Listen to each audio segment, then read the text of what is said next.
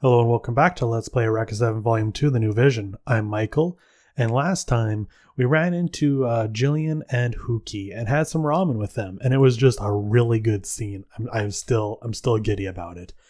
But like Huki said, the cook was out, so we kind of need to...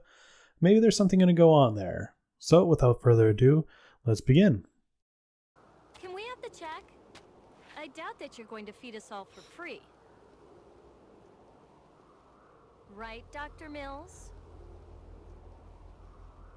I think you've got me confused with someone else. Rory? This is Dr. Nikola Mills, the man who developed the CFS. Huh? What is it you want from me? Tell me where the CFS laboratory is. Dr. Mills, you know what'll happen if the military keeps mass-producing the CFS. It'll wreck the lives of countless people. And also, the world. What will thinking of the world get you? I don't get the impression you're a soldier. It's about the victims.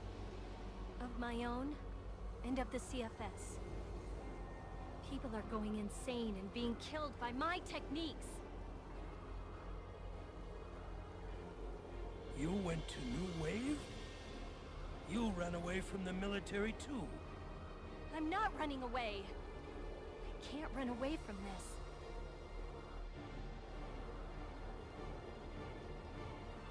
My job was to perform research on the compact drive up until the accident.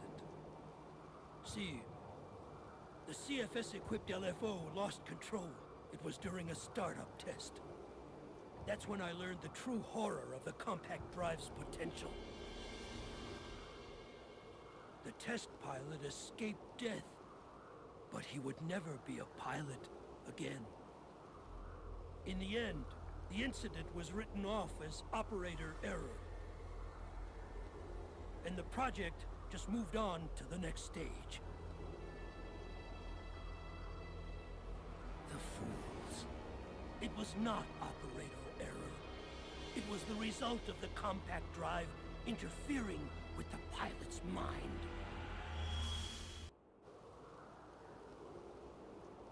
And that pilot, do you remember his name? Roddy. Roddy Flame.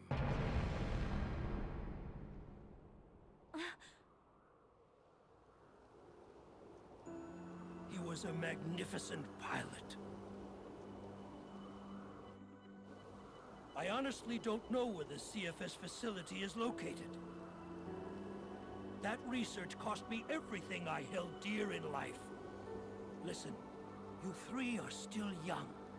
I suggest you all think about your futures. That's why we're here. Our future's at stake. I see. I guess you're right.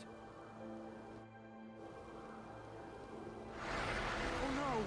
It's the military! The ramen was delicious. Rory, let's go.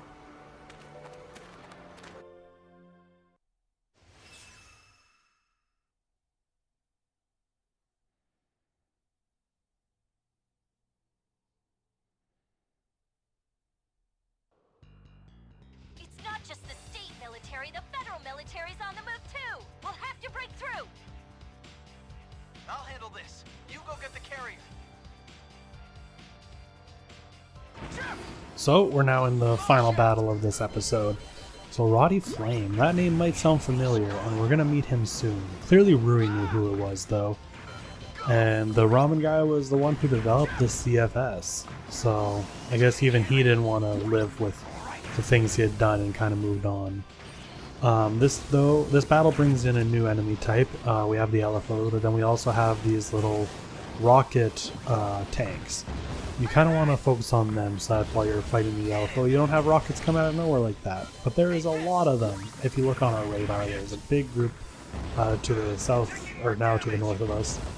And we still have these regular LFOs to deal with. And we're by ourselves, because the other two are getting the Harrier. We only have our 505 here. We don't have the Flesnia with us. But thankfully this is a pretty big spot, and I'm like, oh hey, another one of these guys. Well, let's take them out in one hit. Having that upgraded armor definitely helps here, as if I wasn't being able quick enough to take them down, we would probably get hurt pretty quickly. Boom. Almost dead here.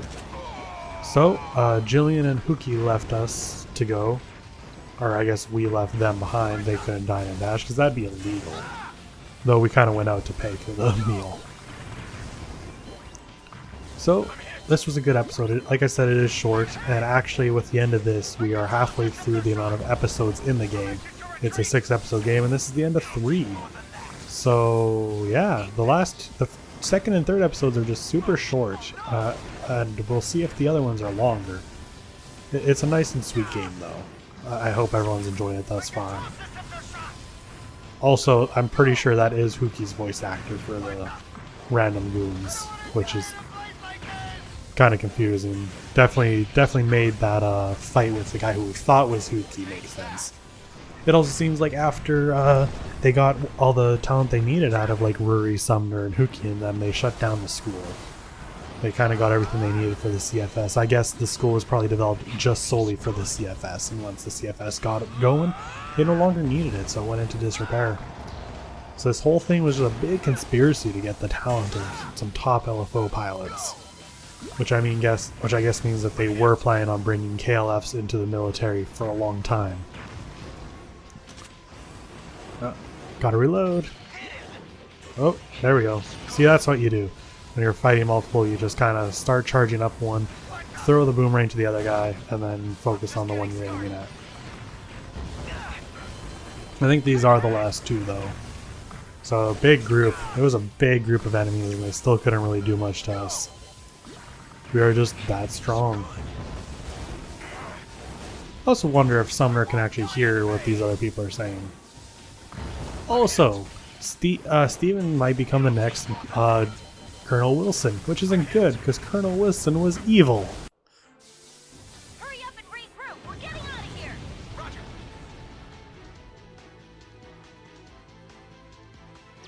And rank S. The only reason we had a bad rank before was because we had failed as Moondoggy. The blockade of the designated area is complete, but the subjects remain at large. The LFO that triggered the disturbance has breached the state military checkpoint. Taking Nicola Mills into custody as top priority. Don't bother me with anything else. Yes, sir. Damn you, Hookie. Surprisingly, we have some ghosts to deal with. This matter regarding the CFS would seem to warrant closer scrutiny. You're right.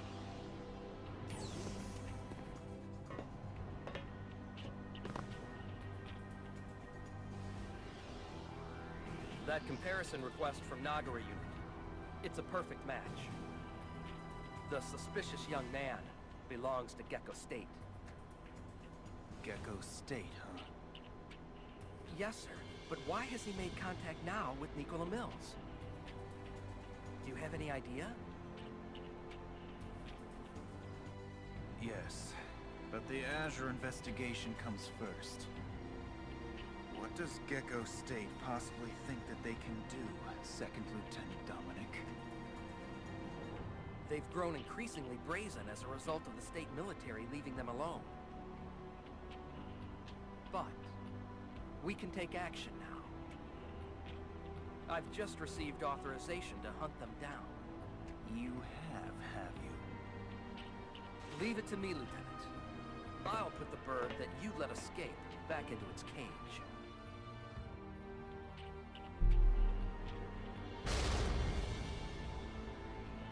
That little punk.